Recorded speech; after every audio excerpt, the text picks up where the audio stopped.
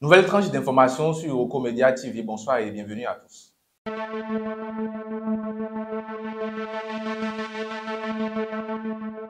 On ouvre cette édition avec la BAD qui accorde une somme de 77,8 milliards de francs CFA au Bénin. Ce financement sera consacré au programme de sécurisation de l'eau potable pour la résilience en milieu rural. Il intervient après un autre achevé en 2012 et prévoit d'impacter près de 965 000 personnes dans 11 départements du pays avec des infrastructures modernes.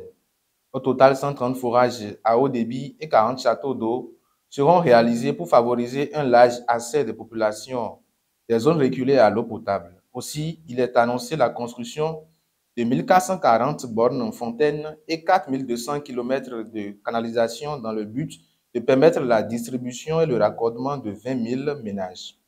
Toujours au chapitre économie, la loi de finances 2025 introduit un changement majeur dans la gestion des délais fiscaux, avec le passage des jours ouvrables aux jours ouvrés. Cette réforme, qui entrera en vigueur le 1er janvier 2025, vise à répondre aux difficultés rencontrées par les contribuables et l'administration fiscale.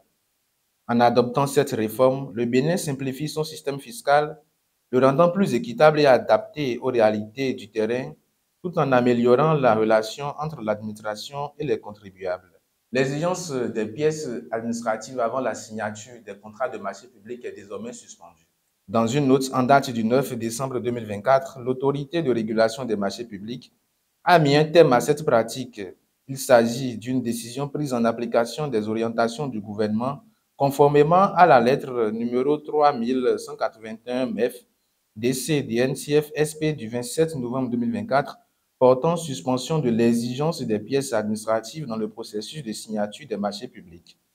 L'autre but visé par l'autorité de régulation est de faciliter l'accès du secteur privé, notamment des micro, petites et moyennes entreprises, aux marchés publics en République du Bénin.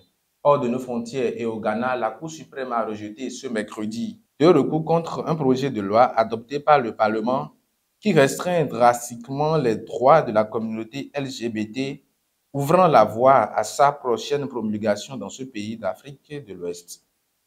En France, la Cour de cassation, plus haute juridiction de l'ordre judiciaire français, a rejeté ce mercredi le pouvoir en cassation de l'ancien président Nicolas Sarkozy dans l'affaire des écoutes, rendant définitive sa condamnation à 1 an de prison ferme sous bracelet électronique pour corruption et trafic d'influence.